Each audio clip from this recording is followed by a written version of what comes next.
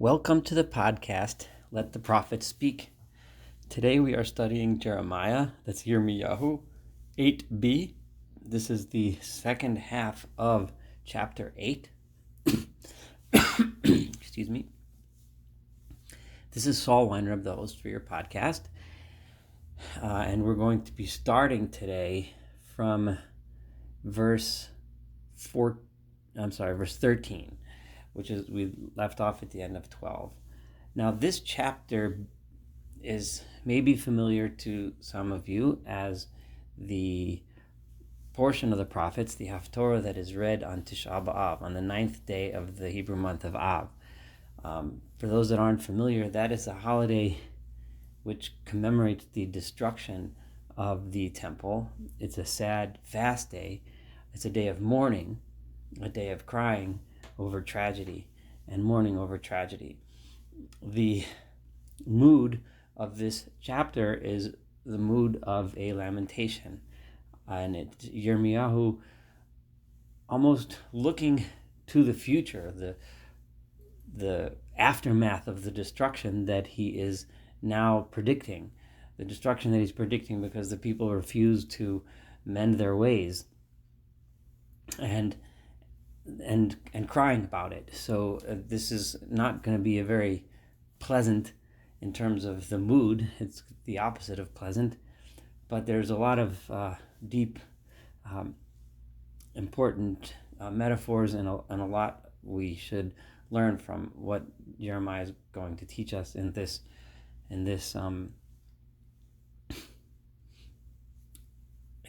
chapter. So it begins with verse 13, and I'm going to end by reading the first two verses in chapter 9, because the way the Jewish tradition has it, those two verses are really the end of chapter 8.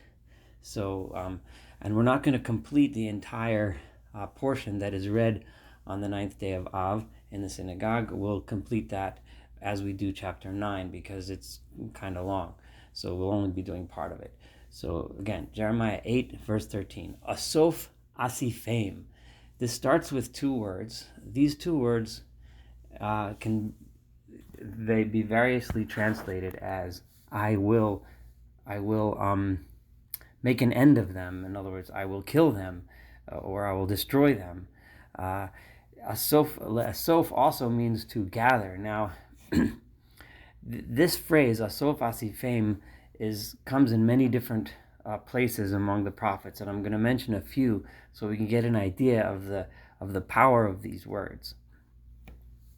But first, let me say here, Asof asifim noam Adonai. So says God, I am going to destroy them in a strong way. Asof asifim. We find the same phrase in the following places. First of all, if we look at Zephaniah, that's Zephaniah, chapter 1, verse 2, God is also there discussing a destruction that is coming, and the prophet Zephaniah there says, Asof asef kol me'al pnei ha'adam. I am going to destroy everything from the face of the earth.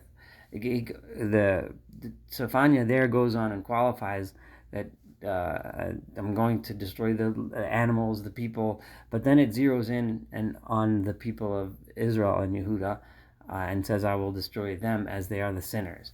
Now, so again over there, and it uses that language, asof, asef. Another place where we find this is in Micah, that's the Navi Micha, chapter 2, verse 12, where there it says, Asof Yaakov, I am going to gather together Jacob, Yaakov. Over there, it seems like there's different interpretations there, but some interpreters there look at that as actually a good thing. I'm going to gather. There, the translation they use is the word to gather rather than destroy. I'm going to gather Jacob together. I'm going to gather them all together in the land of Israel. Others look at that, even that one, as a bad thing, that God is going to gather them in order to destroy them. We discussed that there when we studied Micah. Those are the three places where we find this term used on almost exactly the same words, but different kind of context. In some contexts it seems to be good, in some contexts it seems to be bad. I want to mention a few others where the word's not repeated twice, but it's similar, but the same word is used. One is in Micah, that's Micha chapter 4 verse 6, where it says, where it's used in a nice way. It says, Osva hatzoliha, I will gather all of the lame, I will bring the lame together in the future day of redemption. We also find it in Genesis, in Bereshit, 49 verse 33. This is Osef el Amav. It's referring to the death of Jacob, and it is saying that God gathered Jacob unto him. So it's referring to death, but it's a more warm kind of death. It's saying that God gathered Jacob close to be with him. So I think that the word asof actually does mean both. And if we look at it as meaning to gather, to bring close could mean bring close to judgment, which could be a harsh thing, or it could mean I'm going to bring you close to keep you safe, or I'm going to gather you together when you're scattered apart. So over here, I just, and Yirmiyahu, though, in Jeremiah, what we're reading now, it's clearly something that's good, that something bad is happening. I am going to gather them, says God. Because why? When I look out upon the people, the rest of this verse, some understand this to mean I will destroy them, and I am going to destroy by ein anavim bagefen. I'm going to destroy it so much that there will no longer be any grapes on the vines. The ein te'enim bate'ena, there will no longer be any figs on the fig tree. The olen ovel, and the leaves will be dried. The etein lahem ya'avrum, and everything that I have given to them, ya'avrum, will be gone. That's the more common translation. I think that this verse should be read differently, and this is the way I'm going to read it. Sof asifeim no'am Adonai. I am going to gather them together in order to judge them and destroy them. So says God. Why? Because when I look, ein anavim bagefen, I no longer see grapes on the grapevines. If we recall in Hosea, that's the prophet Hosea, chapter 10, verse 1, God says, Gefen bokek Yisrael, pri yishavelo. Israel originally, in its early days, was like a vine, but now Hosea says it's like a ravaged vine, it's like a destroyed vine. So we see Israel as compared to a vine, and when God sees Israel in a state of destruction, in a state of corruption, God says, where is my beautiful vine? Where are those grapes? We've seen this image many times. We've seen it in Isaiah as well, Israel being compared to a vine. And when the vine is vigorous, when the vine is doing what it's supposed to do and living properly, that's when Israel's grapes, so to speak, are full and full of fresh juice and are sweet. But when they're corrupt, God looks at the people and says, Ein anovim bagefen. And similarly, Ein te'enim bate'ena. In Hosea as well, in Hosea verse 9, there's no figs on the fig tree. In Hosea, chapter 9, verse 10, over there, God refers to the Jews, Ka'anavim ba'midbar, again with that same, the Matzos Yisrael, the Israelites were like the grapes when they were back in the desert, Kivikura b'te'ena bereishisa, like a fig, that's the first fig coming out, growing originally nice and fresh. That's how the people were compared to the figs when they were with me, when they were serving me properly, when they were not corrupt. But now that they're corrupt, I look and I see, ein te'enim bate'ena, there are no figs. And then v'e'oleh novel, and the leaf is dried. If you remember in Isaiah chapter 1, verse 30, when the people of Israel are corrupt and they're living and they're not worshiping God properly, they're not being honest, they're not taking care of justice and righteousness, Isaiah compared the people, he said, Ki tihiyu, you have become ke'elah noveles oleh, like a tree whose leaves are dried out and withered. That's what it means here again. Oleh novel, and when I look at you, you're so corrupt, you look to me like a tree that's oleh novel. And that's why the verse ends by saying, Ve'etein lehem, everything that I have given them, I've given you all of this because I wanted you to be the kind of people that I wanted you to be, but ya'avrum, instead it's all gone. You've ruined it all. You've wrecked it all. And therefore, asof asifim, that's why I'm going to gather you. And then we look to verse 14. Yirmiyahu, the prophet, is now looking and seeing the people in the future, when this destruction starts to happen, the enemy is coming, the land is falling apart, everything is being destroyed around them. So Jeremiah says this is what he's foreseeing the people saying. And now you have to imagine the people speaking, Alma anachnu yoshvim. Why are we sitting here just allowing ourselves to be destroyed out here alone? Hey, Asfu, let us gather together. Remember, God said, I'm going to gather you together, but unfortunately it's for destruction. V'navo, and let us call Melorei HaMivtzar, to the fortified cities. Maybe there we'll find some protection, we'll get somewhere, however, but we know V'nid Masham, we are going to be, and this word could be either we will be silenced there, as some of the commentators explain, or V'nid Masham, or we will be doomed there, we will meet our death there. Ki Adonai Eloheinu hadimanu, because God has, again, either silenced us or God has doomed us. Vayashkenu meirosh, He has given us a drink. A meirosh is a bitter drink. He has given us, Ki chatanu Adonai, for we have sinned to God. Kavei l'shalom. The next verse, this is 15. We hoped for peace, v'ein tov, but no good is coming. Li'es marpeh, we hoped for healing, v'hinei asa, and instead what we have is horror. What we have is a Holocaust. The despair of the people, when the people are gathering together, it's almost like you wonder, why didn't the people say, let's get together and mend our ways, let's get together and be better? But the despair is so much that they're not even able to do that.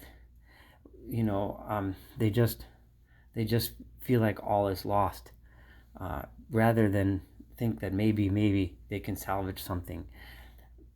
Midan, the people continue to speak, Nishma nacharat susav, we heard the enemy coming. Dan is on the land of Dan is on the outer parts of Israel. It's far away from the center of Jerusalem.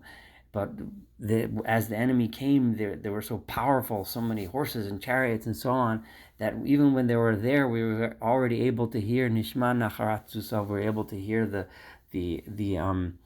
snorting of the horses. Mikol mitzalos abirav, we were able to hear the powerful horses and the noises that they were making.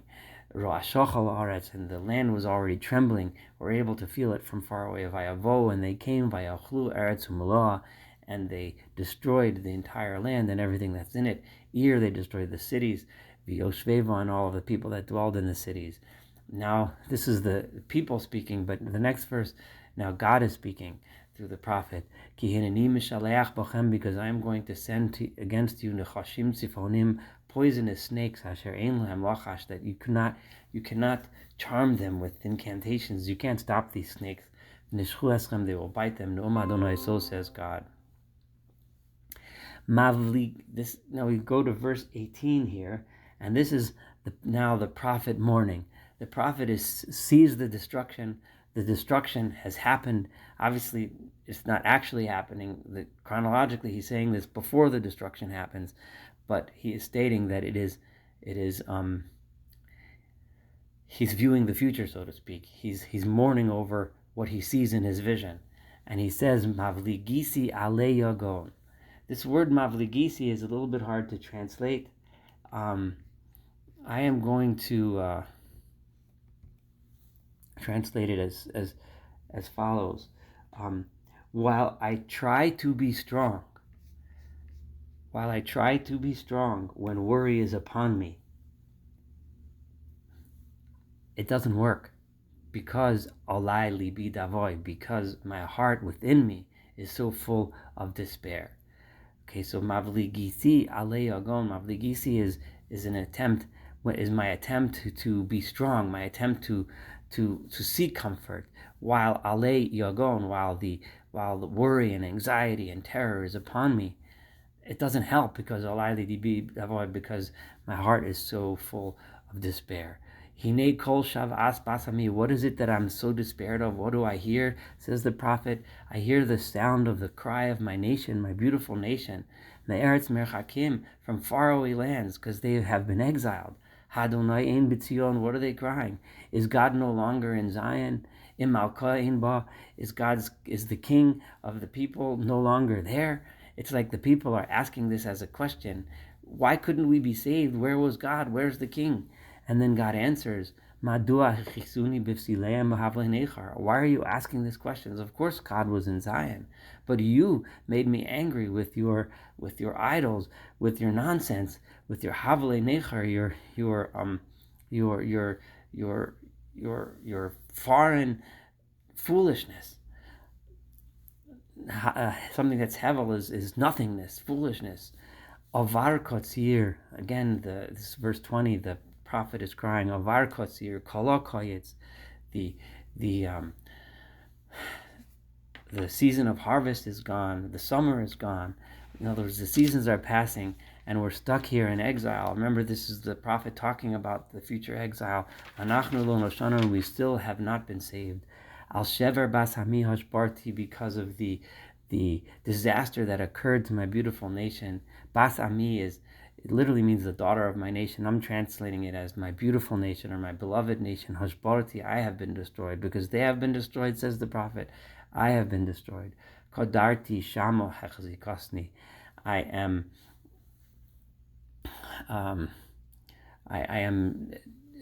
despondent, and desolation has taken over me.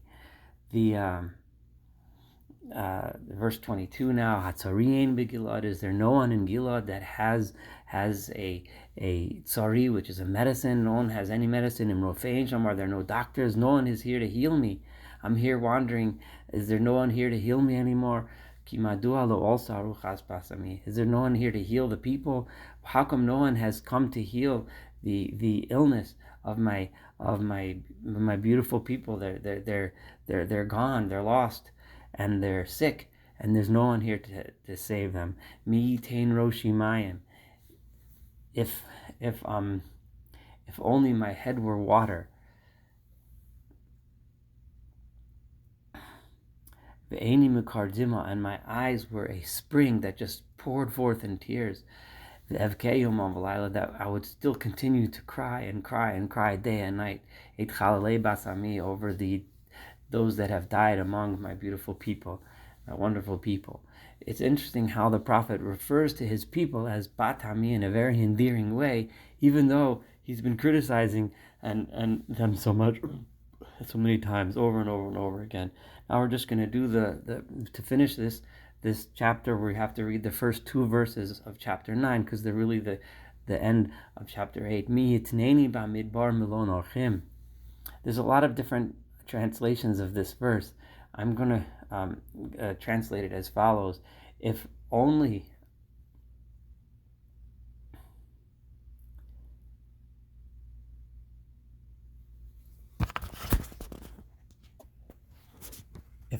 I were given a lodging in the wilderness, a place to stay when I'm wandering.